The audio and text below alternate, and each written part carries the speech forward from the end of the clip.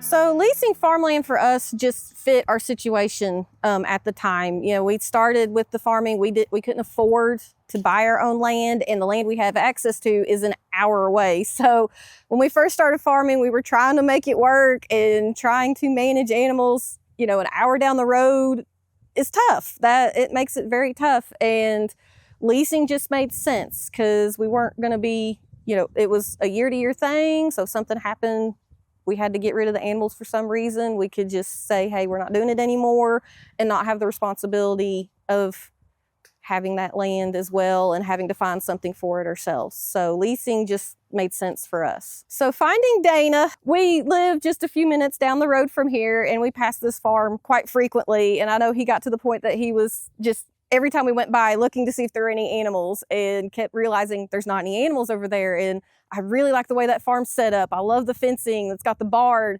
And so he got on Property Viewer, found out who actually owned it, and realized that Dana and himself had actually been in master ruminant together. So they connected that way. And then we have another friend who also knew Dana, and he was able to talk to them. And she also went to high school with my mom. So it was kind of a bunch of little connections in there, got us set up with her, and we've been here ever since.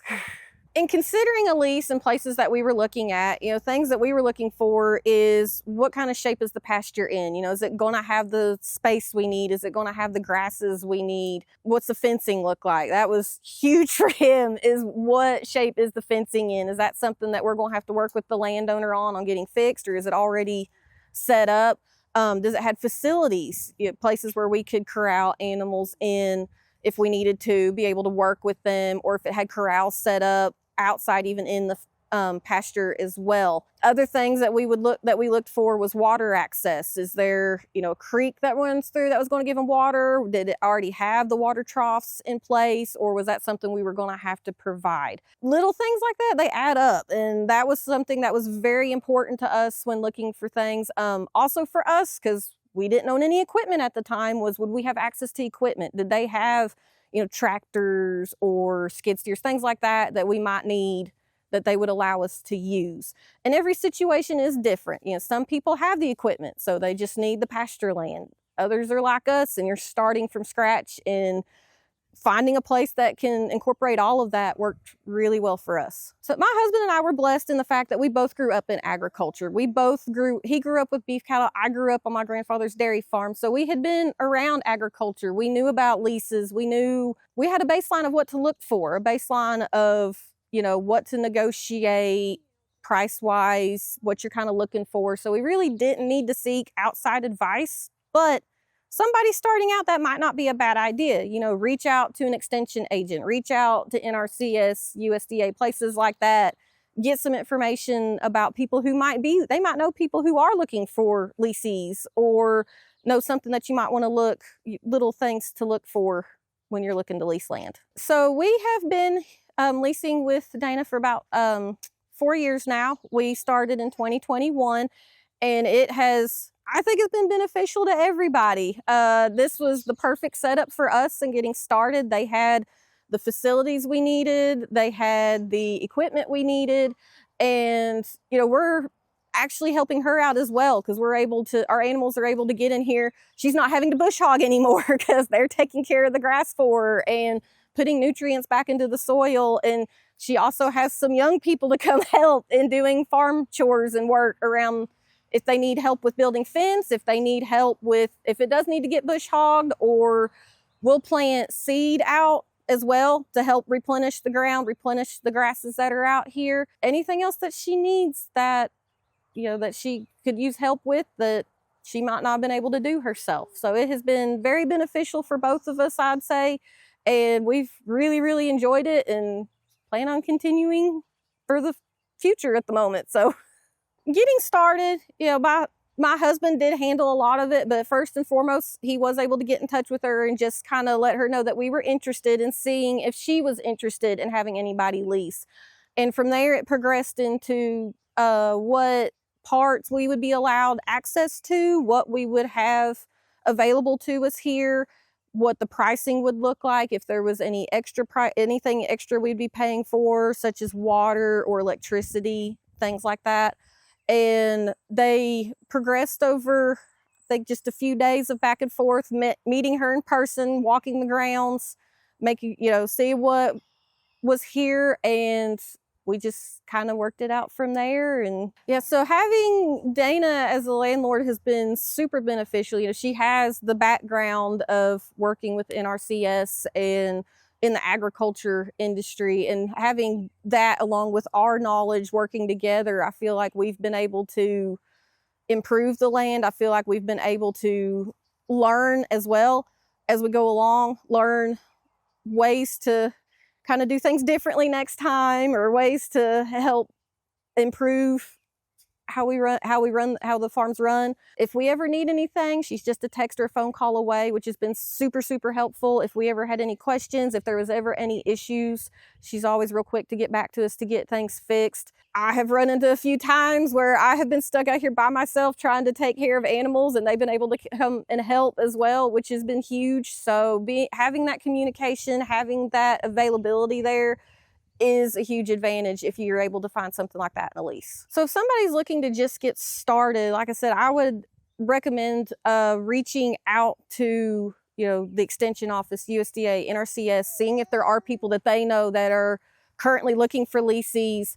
I would also say to do your research, drive by the place that you may be possibly interested in, see what the pasture looks like, see what the fencing looks like, is there water access? Are you going to have to come up with your own equipment, corrals, things that you would need for your animals? Just have that know that going in, that you want to have that. And you want to have, if that's something you're going to need, remember that's going to be part of the negotiation as well in your pricing for the lease. Is what they're asking reasonable? Are you getting the extra on top of the land in the leasing price, or is it just the land? Because obviously if you're getting just the land, you don't want to be paying a ton in your yearly lease compared to if you were getting the equipment and things like that as well. You would expect probably a higher price than that. And is water included? If it's city water, are you paying for water on top of that? That's another thing you would also have to consider. I feel like I would try to find out as much as I could up front. Talk with that farmer or landowner up front. Try to figure out as much as you can in the beginning. You don't want to get all the way close down to when your payments due and then find out, oh, by the way, you're going to owe me for this as well. Because you may not have that. It may have been a rough year and you're just barely going to be able to make the lease agreement. So I would try to negotiate, get all that down in a contract, and find out everything up front so there's no surprises later on. Well, since I've only been farming since 2013, and we did farm for about 3 years, I had a younger farm manager who was here with me farming, and she fell in love and decided to go to Nashville and left. So that was probably more for me to do by myself at that point. So at that point, we were selling retail. I went to wholesale primarily at that point because it's just me doing all the production, all the harvesting, and working with other farmers. So that was probably the biggest pivot. I thought we were going to farm for about 10 years together. And then when she left, which I wanted her to, get married and have fun, we decided that I should just do retail. And then as I got older, I decided pivot again, that I wanted to help other farmers and not do as much production as I did then. It was much less labor intensive for me, and I could manage it easier that way. Farm labor and capital are the two things that farmers struggle with the most. If they have the capital, they can farm, but then they need people to help them. And as I've said before, after I lost my farm manager, I decided to do wholesale because it was less labor for us and less time for me to be out on the farm. So finding someone to help you in today's world is extremely hard. When I grew up here, there were football players that wanted to work every summer to help you. They wouldn't even walk on your farm now. So finding somebody that understands you're going to be farming in the day, it's going to be hot, and that it's going to be very early in the morning or late in the evening is your biggest challenge. Because I have an interest in maintaining farmland, what I decided to do is look at, and also I was getting older, I decided two things. One, my hay land. I have 100 acres of hay. And so because I'm from here, you put it out in your cousins and you find a farmer that way. And I have an 86-year-old farmer who, with his son, puts up the hay. And we do that basically with an agreement where I pay half the fertilizer, he pays half the fertilizer, just to maintain the quality of the hay. Had to work with him a lot of years to get him to do it a good conservation way of cutting hay. Because when you hay, you take all your nutrients off the farm because he's taking the bales and he's selling them. So he was the first person that I had a written lease with. I always recommend that you have a written lease so that everybody understands the rules of the road and that you're going to have on the farm and what they can do and what they can't do. He was fairly easy because he came to me through the family. The second person who's on the farm is when I started incubating. Then I decided, I want farmers to have a place that are young that don't have land. So because I was teaching with Appalachian RC&D, I put it out there that I was looking for people to come that wanted to either grow vegetables or have animals. And I had a young couple that came up from Rain Crow Farm, and they grew some of their long-term crops out here. And then after that, I had someone that did potatoes on the farm for a little way, another person that I knew from the farmer's market. And then finally, the way I found my current person that has the sheep is I have really nice fencing that I did through NRCS because I thought I wanted to grow sheep. And he was driving by and he saw my fencing and he said, "Hey, would you ever think of leasing this for me to have sheep?" And I went, "This is even better. I can have sheep and they're not mine." So that's how I found it. But there are a lot of ways you can, there's Tennessee Farm Link and other things that you can go to find young farmers that are looking for land that they need to lease. But I think it's really important because that leap of, buying land in this county, because it's growing so fast, land is very, very expensive. And then the best way to do it is through a lease where everybody knows what they're expected to do, what they can do and can't do or assume. And then if you've had them for several years, all you have to do is renew that lease and make changes, whether it's price or how you're going to operate. I have two parts to my lease. I have a farm manual that everybody has to read and sign. So that they understand what are the rules, like can you smoke on the farm? Can you have friends on the farm? When is the access to the farm? Because this area is multi-purpose and I have access to it because I farm and they do, we have to have an agreement that we're both going to be on here and we have to understand when we're going to be on there. So we're texting back and forth when they're needing to do business and when I'm doing business. When I first started, I didn't even think about that because growing up, we didn't have a farm manual, my grandparents or anything like that. But if you're going to invite people onto your farm, even when I hired my farm manager, you have to have rules of the road. Do they have to wear something other than flip-flops when they're in the field? When you get young people that don't know what they're doing, or they'd come in tight pants and I'm like, you're going to be bending over for the next 3 hours on this farm. But it just helps everybody to understand. And people come here, if they're allowed to drive the tractor, they have to read the farm manual, they have to sign it. And then in an incubator situation, you have to have a farm manual so they know what equipment they can use. Because you don't necessarily give them free range to everything because they're going to have keys to everything on the farm. And can they bring friends and have a party on the farm? And do you have to have your own insurance? So in the case of the sheep, because we're right on a main road, I require them to carry an insurance policy. I carry an insurance policy because we'd both be liable if the sheep got out on the road. So this manual it's not long. It's like 10 pages. If they were my employees, it tells how you get paid, when you get paid, what your holidays are, and things like that. But otherwise, it's the operation of this farm. The main thing people don't understand is a farm is a business. So once you've established that you're actually a business, you have insurance when you're a business.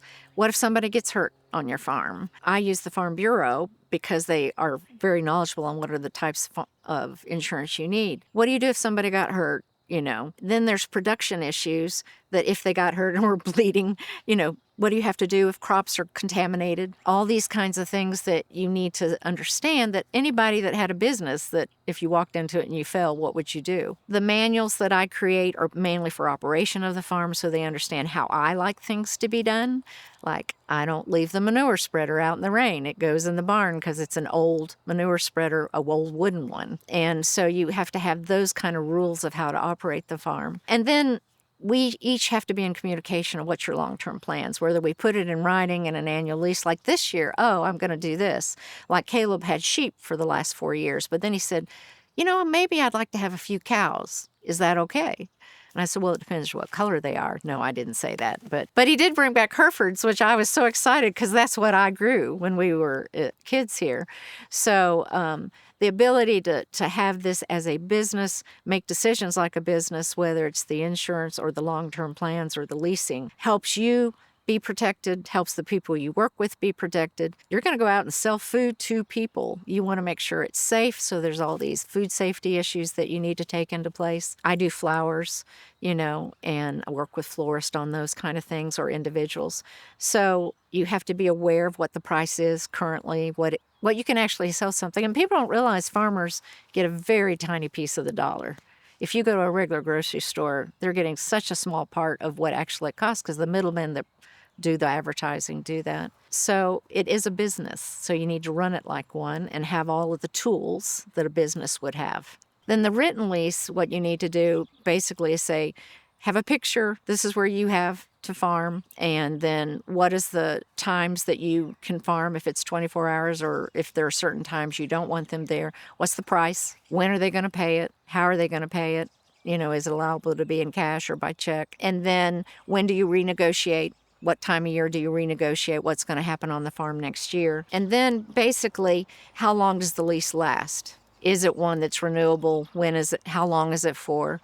Like both of these people have been on the farm. Well, the Hay guy's been here almost 10 years and Caleb has been here about 4 years now.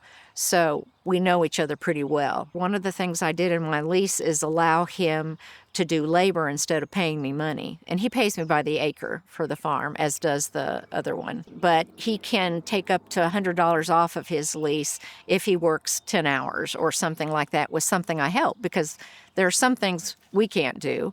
That you need a young person to do, like we were putting in these fence posts. He helped put in a lot of those when we were doing that. And there are times I help him with his sheep, when he needs things. So understanding what are your boundaries, when you need to talk, when you need to pay. If you have questions, don't wait. Communication is probably the number one thing when you're leasing with somebody, is talking a lot. So we text an awful lot about things that need to happen on the farm because he does have a little bit of equipment here for his sheep and a tractor, a couple tractors. So we need to make sure we're not in each other's way. So the price of a lease is pretty cheap. The price of a lease in Tennessee is pretty cheap, actually. But extension does keep up with the prices by asking farmers, what do you get for your lease? And then it just depends what you're doing for that. So right now, the price of pasture in Washington County is about $37 per acre. That's gone up maybe $5 in 10 years. And I think it's because many people that are retired or they're widows of farms just want somebody to keep the grass down. So the prices haven't risen. Cropland, on the other hand, can be a lot more, and I am not doing big irrigated cropland anymore. Hayland, because I agree to pay part of the fertilizer, that's a higher price. And he is willing to do that because he's taking all the profit, and sell it. And I'm just trying to keep the land in production primarily on that.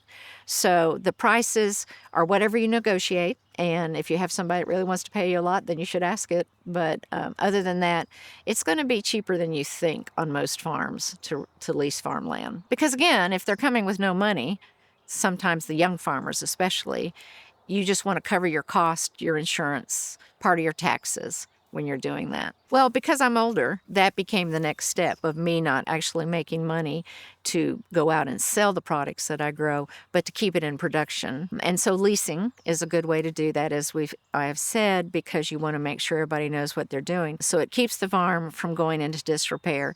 And potentially, if my grandson comes along, and he's 7, so he has a few years to decide. But if he wants to do that, then it's been in production. It's not so much money. It's very expensive to bring a farm back into production. I mean, this farm alone, it could be $5,000 to $10,000 a year just to bring it back into production by the time you do all the repairs. So that leasing part helps you bridge the gap, whether you're younger or older, into the next generation that might come on the farm by keeping it in production. Capital is always an issue with farmers, and so that's why I'm an incubator farm, is it keeps it in production. I get a little bit of money that covers a lot of my cost. We split costs, like the farmer that has the cattle, we split water and electricity cost on the farm every year. So I had I had all these records of what it cost me to use my cooler and things. And so we know what his production is above mine, that we're able to make that difference.